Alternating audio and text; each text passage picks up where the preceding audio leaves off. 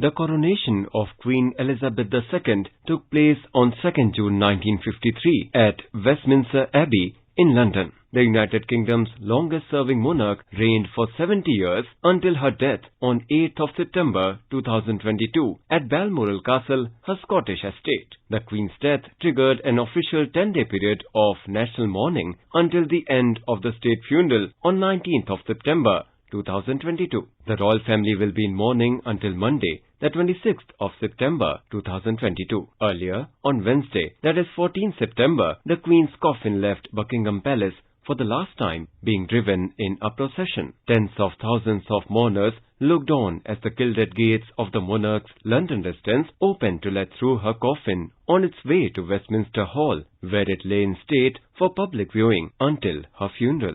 Throngs of soldiers in scarlet ceremonial uniforms marched ahead of and alongside the gun carriage, pulled by 7 black horses carrying the monarch's flag-draped coffin with her crown resting on top, to the sounds of a mournful dirge and a steady drumbeat filling the air over Britain's capital. King Charles, his sister Princess Anne, and brothers Princes Edward and Andrew walked behind their mother's coffin, followed by William, Prince of Wales, and his brother Prince Harry. The somber procession terminated at the doors of Westminster Hall, where the Queen's coffin was lifted off the carriage and carried inside on the shoulders of 8 young soldiers, as the late monarch's uniform-clad family members saluted her.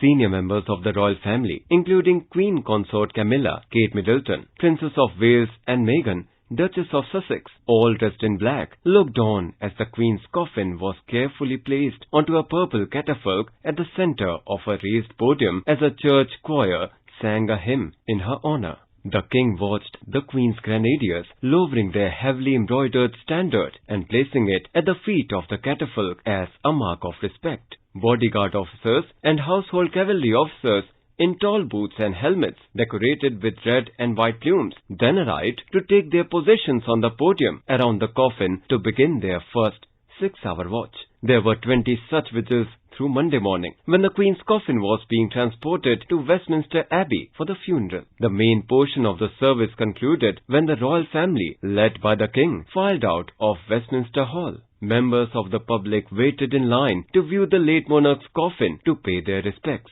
Mourners huddled in a line that snaked across London, enduring the city's coldest night in months and waits that stretched up to 16 hours.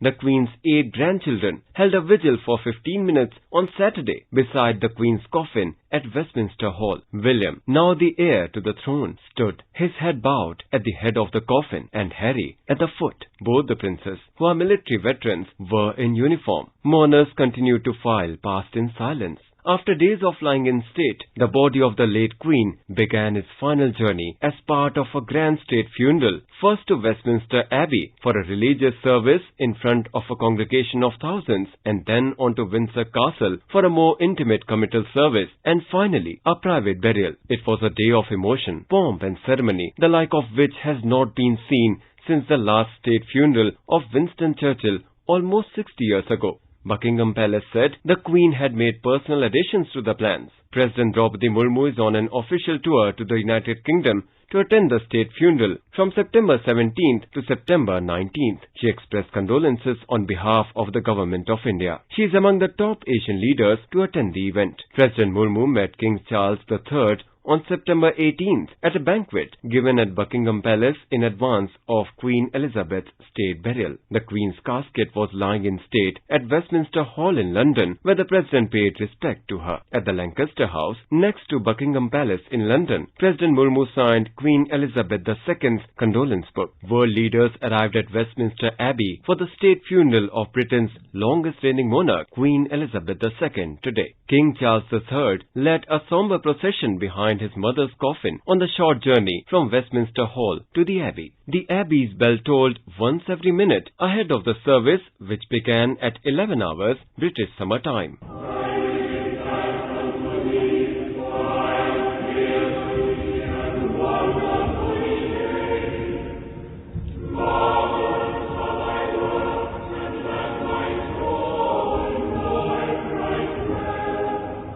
US President Joe Biden, French President Emmanuel Macron and Canadian President Justin Trudeau were among the world leaders at the Abbey. Former Prime Ministers Theresa May, Tony Blair, David Cameron, Gordon Brown, John Major and Boris Johnson were also present. Some 2,000 mourners also bid farewell to the Queen at the state funeral, including members of many European royal families, including Belgium, the Netherlands, Spain and Denmark, as well as the Emperor and Empress of Japan. The service was conducted by the Dean of Westminster, David Hoyle, with the Archbishop of Canterbury, Justin Welby, giving the sermon. The service was filled with traditional church music and readings from the Bible. Towards the end, the last post was sounded before the 2-minute national silence. Following the service, the coffin was drawn in a walking procession from the Abbey to Wellington Arch, at London's Hyde Park corner to the sombre toll of Big Ben. Gun salutes were also fired every minute from Hyde Park during the procession, and people watched in person from designated viewing areas along the route. Once at Wellington Arch, the coffin was transferred to the new state hearse for its final journey to Windsor Castle. There, the Queen's coffin entered St. George's Chapel for a committal service. Attended by a smaller congregation of about 800 guests, the committal service was conducted by Dean of Windsor, David Conner, with a blessing from the Archbishop of Canterbury.